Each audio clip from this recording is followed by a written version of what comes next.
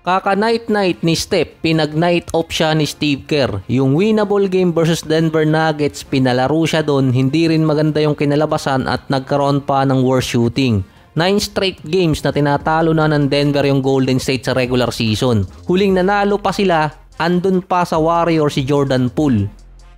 Yung sinabi naman ni Steve Kerr na pinagpahinga nila si Steph dahil pagod, itinanggi naman ni Steph yun sa isang interview.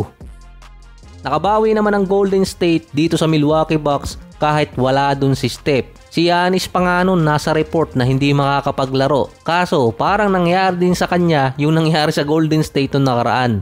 Base kasi kay Steve Kerr, pinagpahingan nila muna si Steph sa game sa Bucks dahil di umano ilang buwan nang binubuhat niya yung team. Nagkaroon din ng injury sa likod.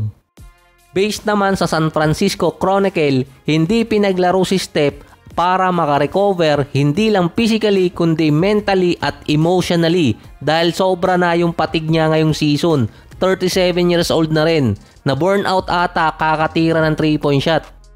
Hindi lang kasi ang Minnesota ngayon ang iintindihin ng Golden State, dalawang teams na. Lamang pa ng 2.5 games ang Golden State kontra Minnesota. Meron pa ang Warriors na 13 games, ang Minnesota naman 12 remaining games. Kung hindi aabot ng number 6, at least 7 and 8 spot para sa twice to beat sa play-ins.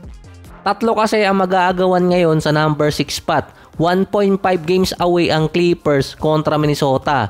Nasa 1 game behind naman kontra sa Warriors kasi nasa Clippers yung tiebreaker. Biglang naging 4 game winning streak pa yung Clippers. Tinalo nila yung Cavaliers. Nasa 13 games pa ang Clippers na para masecure yung at least top 8 kailangan nilang manalo ng at least 6 or 7. Sinabi ko lang nag-downfall si Kawhi noong nakaraang linggo, biglang nag-average ng 27 points per game sa loob ng 4 na games.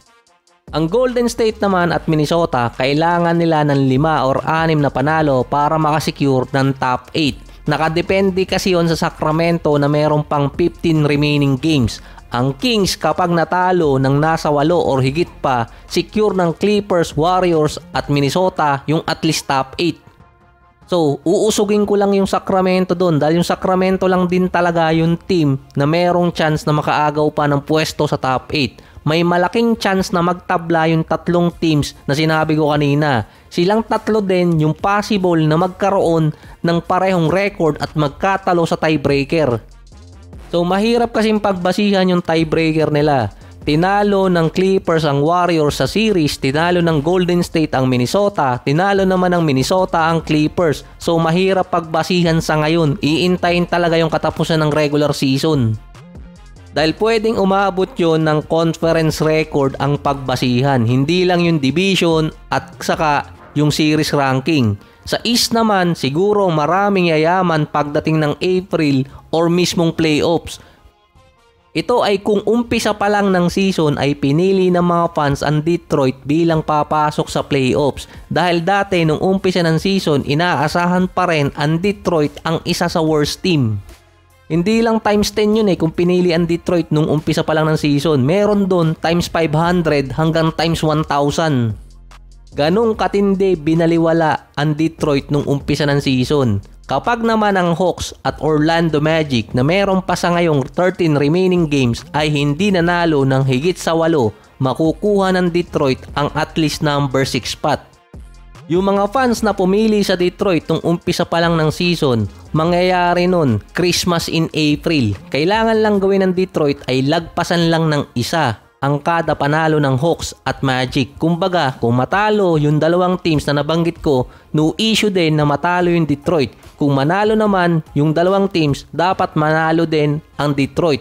Pero kailangan lang nilang abutan ang 5 to 6 games or 5 to 6 na panalo. In theory, manalo lang ng 5 or 6 ang Detroit at matalo ng 8 ang Hawks at Magic, pasok na ang Pistons sa playoffs at kukubra na yung ibang mga fans dun.